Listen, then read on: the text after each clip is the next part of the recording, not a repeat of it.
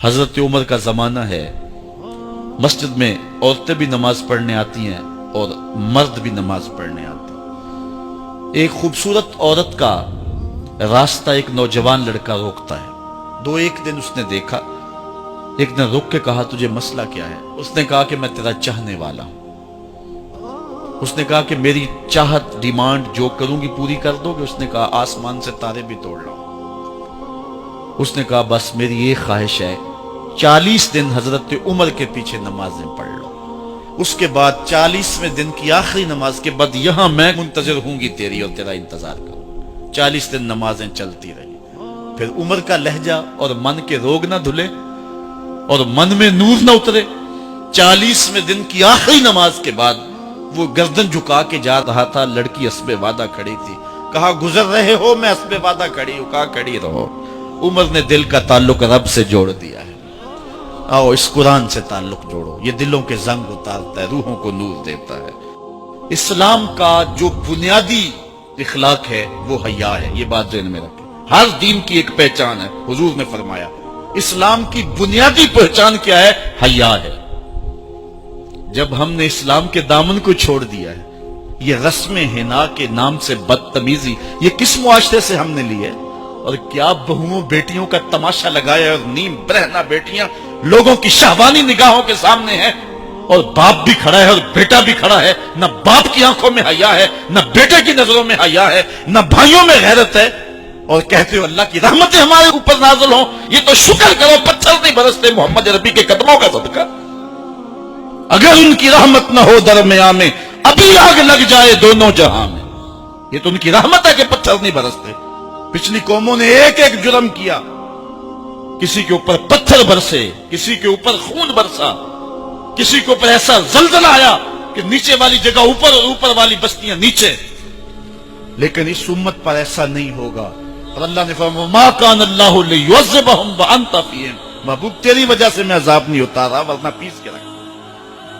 سر سے لے کر پاؤں تک ہم اسلام میں آ جائیں، چھوڑیں آدھا تیتر آدھا بٹیر، جہاں جی چاہا اسلام کے دامن میں آگے اور جہاں جی چاہا ادھر چلے جائیں۔ مسجد میں بھی چندہ دیا اور ہوٹل میں بھی شراب پی، رب بھی خوش رہے شیطان بھی راضی رہے، ایسا نہیں ہوگا۔ رب کہتے نہیں کہ میرے ہو تو پھر میرے ہی ہو۔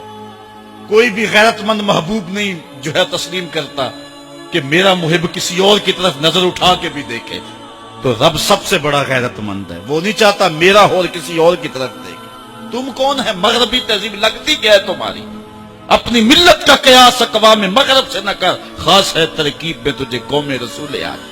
تم غیروں کی نقالیاں کرتے پھرتے ہو، تمہارے سامنے سیدہ عائشہ کی سیرت موجود نہیں ہے؟ تم مغرب کے ٹینوں بننے کی کوشش کرتی ہے میری بیٹی، تیرے سامنے محمد کی بیٹی فاطمہ کا نقشہ نہیں ہے؟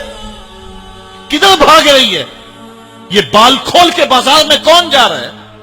یہ نیم برہنہ کون جا رہا ہے؟ دیکھ محمد عربی تجھے کیا آواز دے رہے، ان کا لہجہ کیا، اس کو سن اور زندگی کو اس کی مطابقت میں گزار۔